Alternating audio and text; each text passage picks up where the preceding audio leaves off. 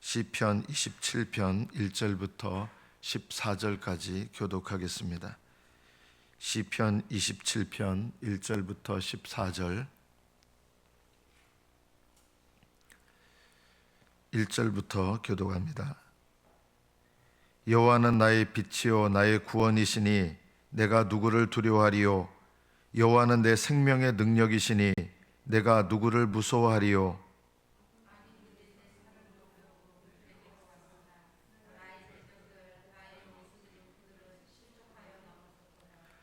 군대가 나를 대적하여 진칠지라도 내 마음이 두렵지 아니하며 전쟁이 일어나 나를 치려 할지라도 나는 여전히 태연하리로다.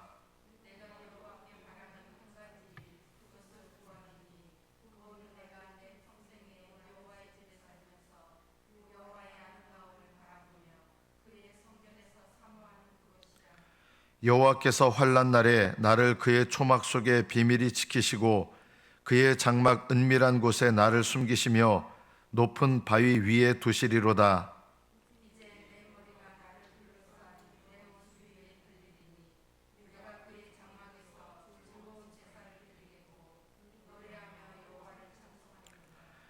여호와여, 내가 소리내어 부르짖을 때에 들으시고 또한 나를 긍휼히 여기사 응답하소서.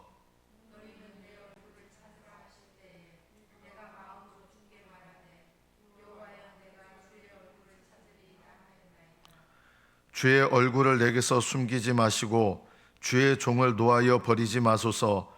주는 나의 도움이 되셨나이다. 나의 구원의 하나님이시여, 나를 버리지 마시고 떠나지 마소서.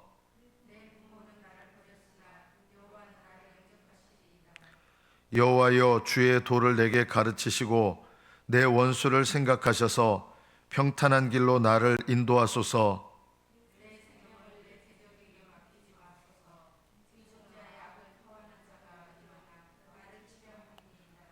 내가 산자들의 땅에서 여호와의 선하심을 보게 될 줄 확실히 믿었도다.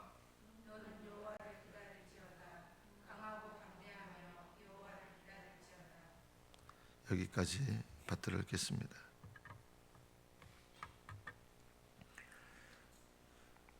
다윗은 11절에서 하나님께 기도하는 게 있습니다. 여호와여, 주의 도를 내게 가르치시고 또 평탄한 길로 나를 인도하여 주옵소서.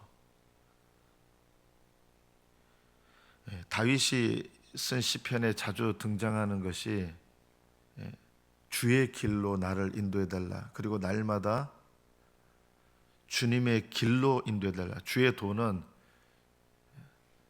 평생에 내가 살아가는 삶이 주님과 함께하는 삶이 되기를 원하고, 날마다 나의 삶이 주님과 함께 하는 삶이 되기를 원했던 것이죠. 우리가 자주 듣지만 사실은 좁은 길로 걸어간다는 게 도대체 뭘까요? 좁은 길이요. 좁은 길로 계속 걸어가야 천국 문에 도착하거든요. 그건 좁은 길이 뭡니까? 그냥 힘들고 고난받고 이런 길입니까? 아닙니다. 좁은 길은 한마디로 무슨 길이냐? 주님과 친밀하여 동행하는 길입니다.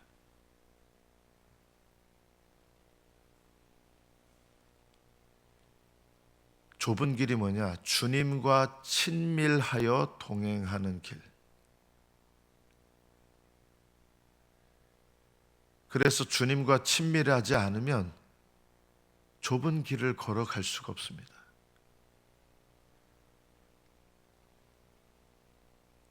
여러분이 교회에서 봉사를 하시는 것 참 중요해요. 이것도 좁은 길과 물론 연관이 있지만, 그러나 주님과 친밀한 관계가 되지 않으면 좁은 길을 걸어갈 수가 없습니다. 어떤 걸 통해서도 안 됩니다. 그러면 좁은 길이라고 하는 게 주님과 친밀한 관계에서 동행하는 길이라면 맨 먼저 필요한 게 뭡니까? 우리 삶을 보면 자주 주님과 멀어져 있는 상태, 실제로는 하나님께서 보시기에 많은 사람들이 넓은 길로 걸어간다. 넓은 길은요, 주님과 친밀하지 않은 가운데서 신앙생활하는 모든 것이 넓은 길입니다. 여러분이 주님과 친밀한 관계를 잃어버린다면 구원의 자녀일 수 있어요. 여러분이 구원받은 자녀일지라도 주님과 친밀한 관계를 맺지 못하다고 있다면 이미 그 상태는 넓은 길을 걸어가고 있는 겁니다. 넓은 길은 안 믿는 사람을 말하는 게 아니라 믿는 사람인데 주님과 친밀한 관계를 잃어버린 거예요. 그러면 우리 삶을 보면 이것을 날마다 돌아봐야 되거든요. 그러면 주님과 친밀한 길을 회복하려면 어떻게 합니까? 많은 성도들이 경험하는 것이 저는 주님과 친밀하지 않은 것 같아요 하거든요. 그러면 위로받으려고 하지 마세요. 그래도 하나님 당신 구원하실 것입니다. 이런 헛된 위로를 받으려고 하지 마십시오. 그럼 주님과 친밀한 길을 회복하는 방법이 무엇입니까? 그것이 1절부터 여호와는 나의 빛이요 나의 구원이십니다. 이 빛은 죄를 드러내는 빛만을 말하는 게 아니에요. 죄를 드러내는데 이 빛이 죄를 드러내는데 주님께서 나의 죄를 드러내시면 부담스러워서 어떻게 주님과 친밀해질 수 있습니까? 이 빛은 도대체 어떤 빛입니까? 여호와는 나의 빛이십니다라고 할 때 다윗이 고백했던 이 여호와는 나의 빛이라는 말은 어떤 빛입니까? 주님께서 내 죄를 깨닫게 하셔서 회개케 하셔서 빛 가운데로 나아가게 되는 거예요. 그러면 이 빛은 나를 정죄하거나 나의 죄를 드러내서 수치스럽게만 하는 빛이 아니라 이 빛은 나의 죄를 드러내지만 이 죄를 깨닫고 하나님 앞에 내가 나아가면 이 빛은 죄를 깨닫게도 하시지만 내가 회개하여 이 빛 가운데로 나아가면 이 빛은 어떤 빛이 되는 거예요? 구원의 빛이 되는 거예요. 그래서 여호와는 나의 빛이라고 지금 다윗이 말할 때 구원의 빛인 거예요. 예수님 하나님의 빛이 나에게 구원의 빛이 되려면 내게 반드시 필요한 게 뭐예요? 이 빛 가운데 내 죄를 깨닫고 회개하는 것이 반드시 필요합니다. 우리가 날마다 하나님 앞에 경험하는 게 뭐냐면 빛이신 하나님 앞에 나아갈 수 없는 내 상태를 경험하거든요. 그러면 빛이신 주님께서 나를 비추시는데 내가 죄가 깨달아져서 내가 하나님 앞에 부끄럽고 내가 죄인인 것이 깨달아져서 이런 상태에서 어떻게 좁은 길을 걸어갑니까? 하나님과 친하지 못한 상태에서 어떻게 좁은 길을 걸어가겠습니까? 좁은 길은요 주님과 친밀한 가운데서 동행하는 길이거든요. 그런데 빛이신 하나님께서 나를 비추시면 내가 죄밖에 드러나지 않고 죄밖에 안 보이는데 어떻게 합니까? 그 죄를 깨닫고 그럼에도 불구하고 빛이신 주님께 나아가면, 회개하여 빛이신 주님께 나가면 이 빛은 나에게 어떤 빛이 되느냐? 구원의 빛이 되는 거예요. 이것이 우리 신앙생활에 절대적으로 중요한 것입니다. 하나님께서 저와 여러분에게 빛을 비추시는데 죄를 깨닫게 하시는 빛이 구원의 빛은 아니에요. 이 죄를 깨닫게 하셔서 내가 하나님 앞에 죄를 깨닫고 더 멀리 하지 않아요. 보통 이렇게 죄를 깨닫게 하잖아요. 사람들 반응이 어떤지 아십니까? 이렇게 됩니다. 빛을 보기 싫어하는 거예요. 주님께서는 우리를 깨닫게 하시려고 빛을 비추시는데 두 가지 방향. 눈이 부셔서 빛을 보기 싫어하거나 이렇게 됩니다. 빛을 등집니다.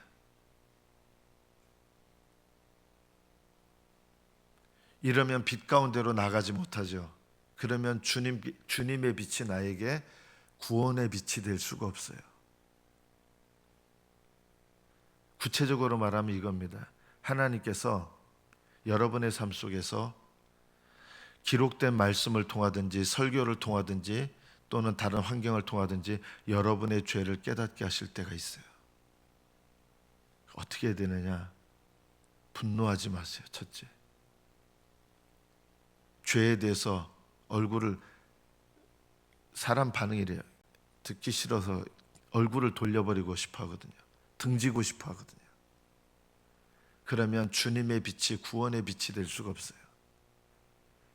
하나님께서 우리에게 빛을 비추시는 이유는 내 죄를 보고 깨닫고 회개하도록 하기 위함입니다. 그래서 예수님의 이름을 의지하고 하나님의 빛 가운데 내 죄가 드러나잖아요. 그러면 부끄럽죠. 수치스럽죠. 어떻게 해야 되느냐? 그래도 이 수치스럽고 부끄러운 내 모습을 깨닫고 예수 그리스도의 이름을 의지하고 그 나의 죄를 비추신 빛 가운데로 예수님의 이름을 의지하고 나가셔야 돼요. 이게 바로 빛 가운데 나가는 거예요. 여러분, 제가 주님과 동행하는 길에 대해서 이야기하는 거예요. 주님과 동행하는 거 여러분 결심한다고 되는 거 아니에요. 빛을 비추시는 주님 앞에 피하지 않고 예수님의 이름을 의지하여 그 빛 가운데로 나아가는 거예요. 죄된 모습 그대로 나가는 거예요. 여러분에게 하나님께서 빛을 비추실 때가 있어요. 매일마다. 내가 왜 하나님께서 다른 사람을 통해서, 상황을 통해서, 또 여러 가지 관계와 사건을 통해서 나를 내가 왜 부끄럽게 되고 내가 왜 수치스럽게 되느냐? 내 죄 깨달으라고 하시는 거예요. 주님께서 여러분을 동행하는 길로 인도하시는 거예요. 기분 나쁘죠? 그러나 어떻게 반응하셔야 되느냐? 예수님의 이름을 의지하시고 회개함으로 빛 가운데로 나가셔야 돼요. 예수님의 이름을 의지하면, 예수님이 없으면요, 빛을 비추면 우리는 방법이 없어요. 우리는 정죄받게 당할 인생이 아니에요. 날마다 방법이 없는 인생인데, 예수님의 이름을 의지하면서 그래도 나의 죄를 비추시는 그 빛 가운데로 나아가는 것, 이게 믿음이에요. 이게요, 회개하는 믿음. 그러면 어떤 일이 일어납니까? 여호와는 나의 빛이요 나의 구원이십니다. 이 빛이, 예수님을 의지하고 그 빛 가운데로 나아가면 이 빛이 나를 정죄하는 빛이 되는 게 아니라, 단순히 죄를 깨닫게 하는 빛으로 되는 게 아니라 구원하는 빛이 되신다.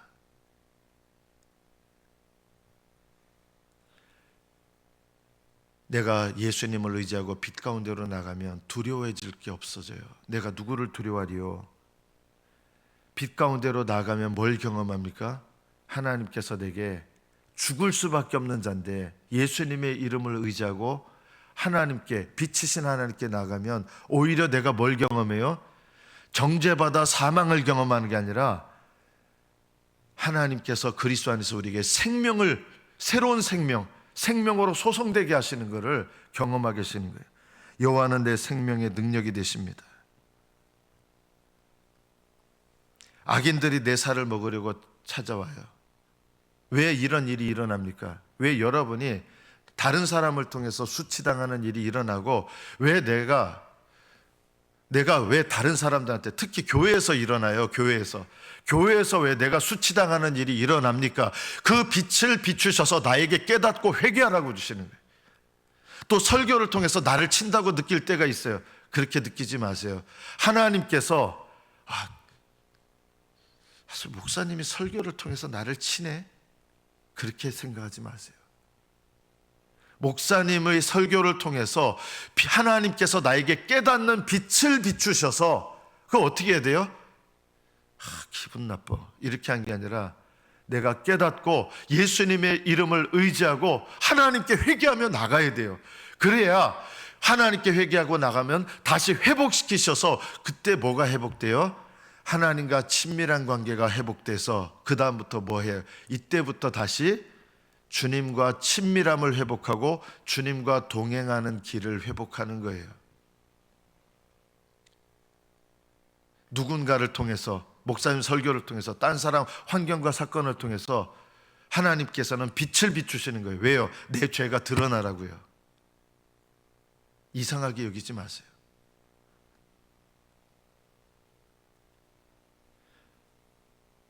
서로 신앙생활을 잘하면요, 서로가 서로에게 깨닫게 하는 빛이 됩니다. 그리고 심지어는 악인들이 내게 달려와요. 다윗이요, 그것을 통해서 절망적인데, 왜 이런 악인들을 통해서 절망적인 상황이 나왔을까? 하나님께서 빛 가운데로 나오게 하시는 거예요. 이게 먼저예요. 악인들이 내 살을 먹으려고 내게로 왔으나 나의 대적들, 나의 원수들인 그들은 실족하여 넘어졌도다. 군대가 나를 대적하여 진칠지라도 내 마음이 두렵지 아니하며 전쟁이 일어나 나를 치려할지라도 나는 여전히 태어나리로다. 왜 이렇게 됐을까요? 빛이신 하나님께 도망가지 않고 다윗은 나아가는 사람이거든요. 여호와는 나의 빛이요 나의 구원이 되셨거든요. 그러니까 여기 대적은 교회 사람들이 대적이 아니에요. 악한 영들, 내 믿음을 넘어뜨리려고 하는 악한 영들이 대적이지 교회 성도들이 대적이라고 생각하지 마세요. 내 대적들, 내 믿음을 넘어뜨리려고 하는 대적들이 오히려 내가 믿음으로 회개하고 하나님께 나아가는 반응을 하면 그 대적들이 넘어지는 거예요. 악한 영들이 넘어지는 거예요. 눈에 보이는 형제들을 대적으로 여기지 마세요. 심지어 목사를 대적으로 여기지 마세요. 저는 너무 안타까워요. 그런 일들 보면요. 대적은요, 내 영혼을 회개케 못하는 거, 죄 가운데 살게 하고 삐뚤어져 가지고 죄 가운데 그냥 나가게 하고 하나님을, 빛이신 하나님을 등지고 돌아서게 만드는 거. 이게 오히려 대적들이에요. 악한 영들이요. 그러나 하나님 앞에 나의 빛이요 나의 구원이시요 나가면 하나님의 은혜 가운데 내가 회복되는 거예요. 대적들을 이기는 거예요. 이게요. 다윗은 무엇을 구합니까? 내가 여호와께 바라는 한 가지 일, 그것을 구합니다. 내 평생에 여호와의 집에 살면서, 여호와의 집은요 기도하는 집이죠. 다윗이 원했던 게 뭡니까? 하나님께 늘 믿음으로 기도하는 일, 여호와의 아름다움을 바라보며 그의 성전에서 사모하는 것이라. 하나님을 사랑하고 하나님께서 내게 이루실 일들을 사모하고 하나님께서 내 인생을 향하신 선하신 계획들을 사모하는 것, 성전에서 사모하는 것. 이런 사람에게 여호와께서 환난 날에 나를 그의 초막 속에 비밀히 지키시고, 이 초막은요 하늘나라가 아니에요. 이 땅에서의 피난처예요. 별것 아닌 것 같지만 얼기설기 만든 것이 초막이잖아요. 별거 아닌 것 같지만 그 초막 속에 지키시는 거예요. 하나님께서 빛 가운데 나가고 주님과 동행하는 사람은요 초막 속에 비밀이 지키셔요. 별거 아닌 사람 같은데 하나님이 함께 하셔서 지켜주시는 거예요. 이게 초막이에요. 뭐 별것도 아닌 얼기설기 만든 집 같은데, 별것도 아닌 인생 같은데 하나님이 그 사람 지켜주시는 거예요. 초막 속에 비밀이 지키셔요. 장막 은밀한 곳에 나를 숨기셔요. 하나님을, 주님과 동행하는 사람은요 주님께서 비밀하게 지켜주시는 거예요. 주님 품 안에 거하게 하세요. 그리고 높은 바위에 나를 두시게 되는 겁니다.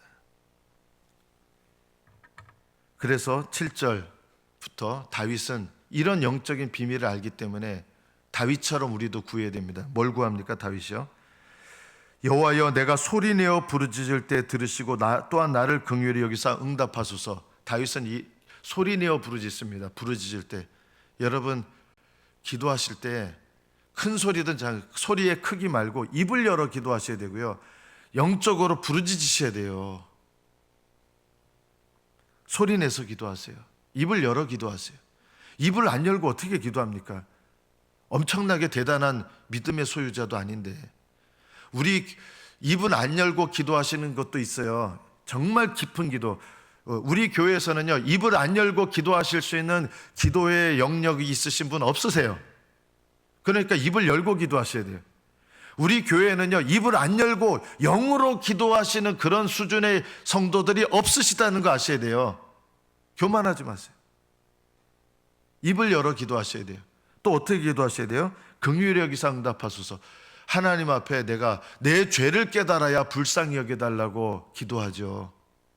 교만한 사람은요 긍휼히 여겨달라는 기도 소리로는 할 수 있는데요 진정으로 할 수가 없어요. 하나님의 빛을 비추셔서 내 죄가 깨달아져야 긍휼히 여겨달라고 기도할 수 있죠. 입으로만 하나님 불쌍해, 이게 긍휼히 여겨달라는 기도가 아니라 정말 하나님 앞에 내 죄가 깨달아져야 돼.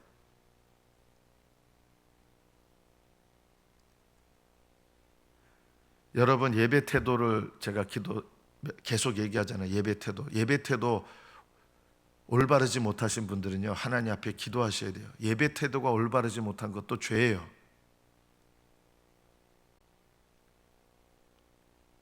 예배 시간 늦지 마세요. 예배 시간에 딴짓하지 마세요. 예배 시간에 졸거나 상습적으로 조는 거 죄예요. 심각하게 기도하셔야 돼요. 영적으로 내가 문제가 있어요. 태도가 좋지 않은 것들은요. 하나님 앞에 하나님 내 예배 태도 고쳐달라고 심각하게 기도하세요. 목사님이 무슨 깨닫게 하신 말하면 그걸 즐겨 들어야 돼요. 기분 나쁘게 듣지 마세요.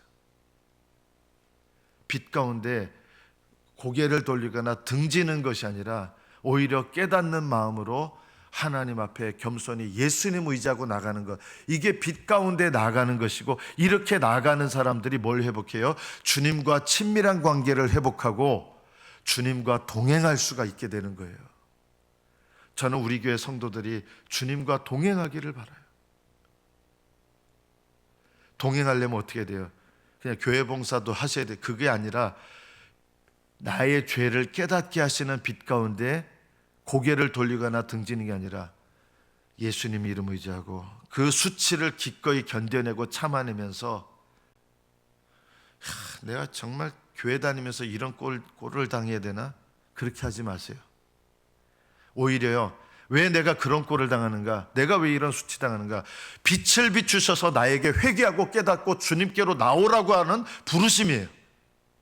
내가 교회 다니면서 이런 모욕당해야 돼? 그렇게 생각하지 마세요. 하나님께서 이 일을 통해서 나에게 빛을 비추시는구나. 내가 이런 취급당하면서 교회 다녀야 돼? 그래요, 맞아요. 이런 취급 당하라고 하나님이 허락하신 거예요. 내가 이런 수치를 당하라고 허락하신 거예요. 왜요? 그걸 통해서 겸손히 예수님 의지하고 빛 가운데로 나오라고. 그게 돼야 하나님과 친밀함이 회복되고 주님과 동행하는 길을 비로소 걸을 수 있거든요. 예수님께서 좁은 길을 걷는 사람은 극히 적다라고 하셨어요. 지금도 그러세요. 좁은 길은 주님과 친밀하여 동행하는 길입니다. 그런 신앙생활을 하는 성도들이 정말 많지 않아요. 다 동행한다고 생각하는데 거의 없어요. 몰라요. 동행하는 비결은 빛 가운데 나아가는 것입니다. 있는 그대로 모습으로 예수님 의지하고, 있는 그대로 모습으로 나가는 게 아니라 예수님 이름을 의지하면서 있는 그대로의 모습으로 나가는 거예요. 이것이 빛 가운데 나가는 거예요. 그 다음에 뭐 해야 돼요? 주님과 동행하는 삶이 빛 가운데 거하는 삶입니다. 빛 가운데 나가시고 빛 가운데 거하시고, 그렇게 날마다 주님과 동행하면서 영광스러운 하늘나라에 들어가는 것입니다. 다윗은 빛 가운데 나아가서 내 얼굴을 찾으라 하실 때 내가 마음으로 주께 말하되 여호와여 내가 주의 얼굴을 찾으리다. 주의 얼굴을 내게서 숨기지 마시고 주의 종을 놓아여 버리지 마소서. 주는 나의 도움이 되셨나이다. 나의 구원의 하나님이시여 나를 버리지 마시고 떠나지 마소서. 안 떠난다는 거예요. 나는요, 주님께 나가는 거예요. 이게 다윗이에요. 다윗은 나단 선지자를 통해서 그토록 숨기고 싶어 했던 죄가 드러났어요. 간음죄, 살인죄. 1년 동안 숨기면서 밤에 잠자면서 땀을 뻘뻘 흘렸어요. 너무 고통스러워서. 하나님과 멀어졌거든요. 그것 때문에 1년 동안.